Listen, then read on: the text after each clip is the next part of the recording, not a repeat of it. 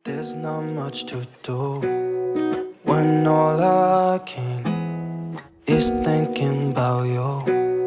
Not doing well, don't know where you are, 'cause you're not here. It's been way too long. If I could lay down beside you, I would. When nothing really matters, that's all I wanna do. I hope that you are safe and that I will see you soon. If I could lay down beside you, I would. I would. I would.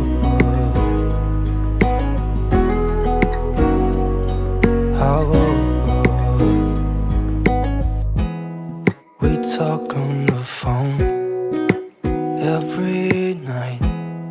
Love to hear your voice. Not sleeping well.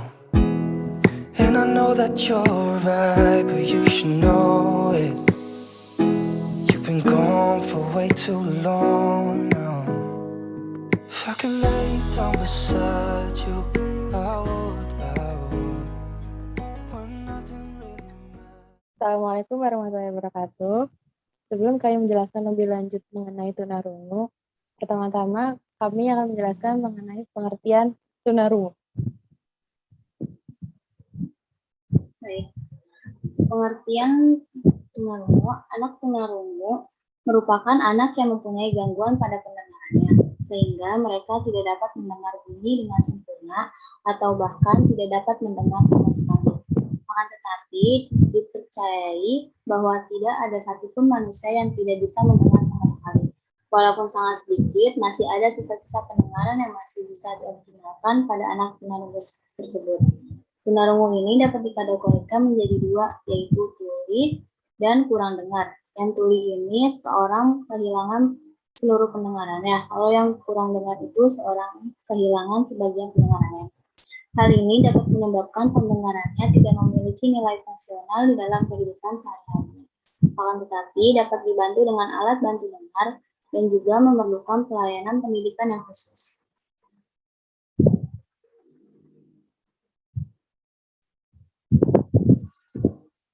Selanjutnya ada penyebab dari tunarungu. Kehilangan pendengaran bisa disebabkan oleh faktor genetik, infeksi pada ibu seperti cacar air selama kehamilan, komplikasi ketika melahirkan, atau penyakit awal masa kanak-kanak seperti gondok atau cacar air. Banyak anak sekarang ini dilindungi dari kehilangan pendengaran dengan vaksinasi seperti untuk mencegah infeksi.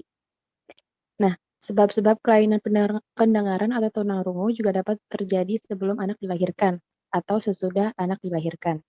Menurut Sarjono, mengemukakan bahwa faktor penyebab ketunarunguan dapat dibagi dalam yang pertama, faktor-faktor sebelum anak dilahirkan atau prenatal. Itu terdapat faktor keturunan cacar air, campak, terjadi toksaemia, penggunaan pil kina atau obat-obatan dalam jumlah besar, kekurangan oksigen, kelainan organ pendengaran sejak lahir. Yang kedua, ada faktor-faktor saat anak dilahirkan atau natal. Yang ketiga, ada faktor resus, RH, ibu dan anak sejenis. Itu ada anak dilahirkan secara prematur, anak lahir menggunakan forcap atau alat bantu tang, terus proses kelahiran yang terlalu lama. Dan yang terakhir ada faktor-faktor sesudah anak dilahirkan atau postnatal. Itu ada yang pertama infeksi, terus meningitis, tunarungu perseptif yang bersifat keturunan, otitis media yang kronis, dan terjadi infeksi pada alat-alat pernafasan. Baik, selanjutnya ada batasan tunarungu. Yang dimaksud dengan anak tunarungu adalah mereka yang pendengarannya tidak berfungsi sehingga membutuhkan pelayanan pendekatan khusus. Gangguan pendengaran sendiri dapat diklasifikasikan sesuai dengan frekuensi dan intensitasnya. Dengan tes pendengaran, maka kepekaan pendengaran akan dapat diukur sesuai dengan frekuensi dan intensitasnya.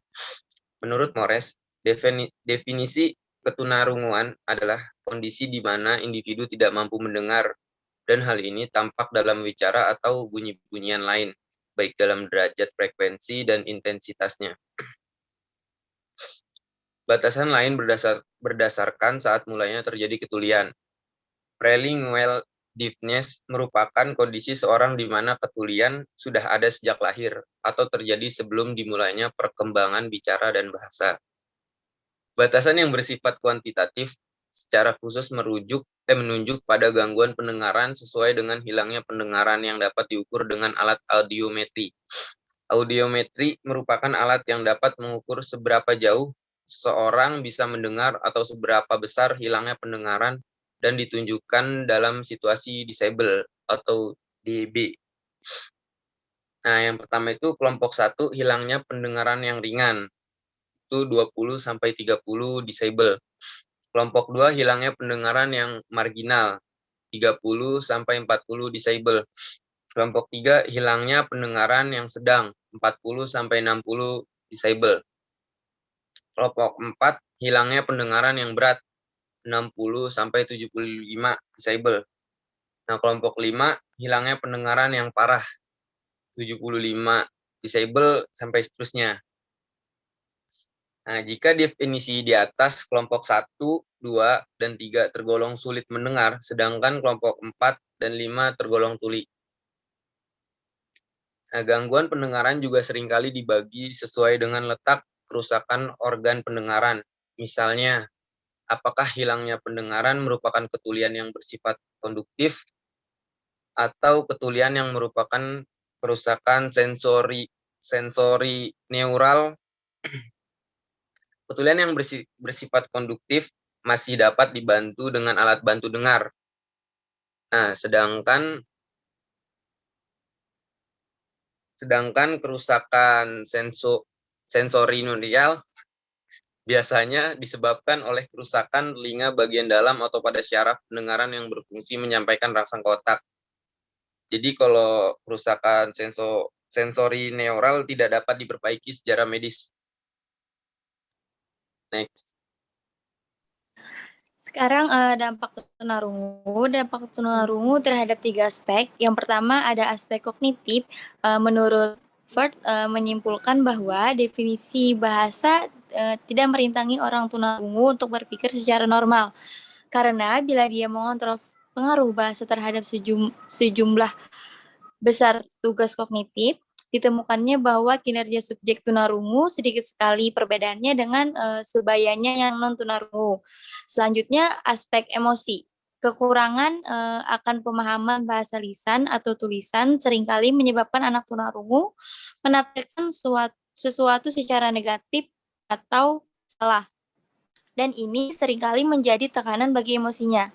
Emosi anak tunarungu selalu bergejolak di satu pihak karena kemiskinan bahasanya dan di pihak lain karena pengaruh dari luar yang diterimanya. Yang terakhir ada aspek sosial. Biasanya mereka mengalami kesulitan dalam penyelesaian diri terhadap lingkungannya. Mereka banyak yang merasa rendah diri dan merasa kurang berharga. Dengan demikian, penilaian dari lingkungan terhadap dirinya memberikan pengaruh besar terhadap fungsi sosialnya. Next. Di sini ada lapangan pekerjaan atau vokasi, sebaiknya keterampilan yang lebih banyak pada kemampuan psikomotorik, gerak seperti menjahit, membatik, mengoperasikan mesin atau alat-alat yang sederhana.